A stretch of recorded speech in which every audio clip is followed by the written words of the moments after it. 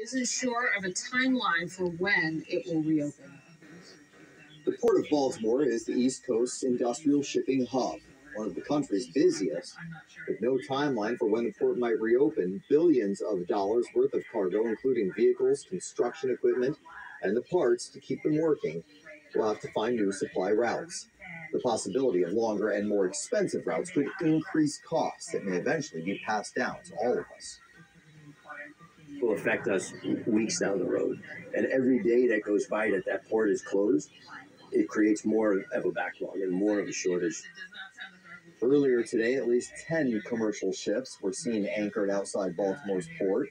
They could be diverted to ports in Virginia and New York. The collapse is also forcing cruise ships to divert to other ports. Carnival Cruise Line is temporarily moving its Baltimore operations to Norfolk. A Carnival ship was set to return to Baltimore this Sunday. It will now arrive in Norfolk, and the passengers will be bussed up to Maryland.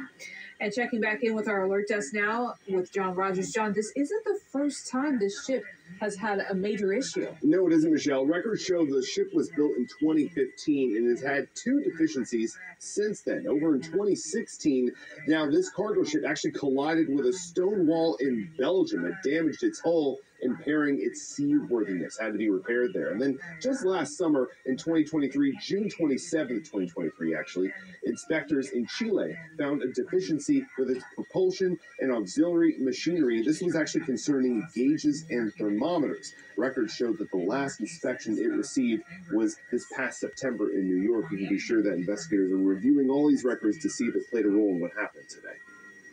All right, thank you, John. A former D.C. corrections officer accused of assaulting a handcuffed inmate has just pleaded guilty to violating that man's civil rights.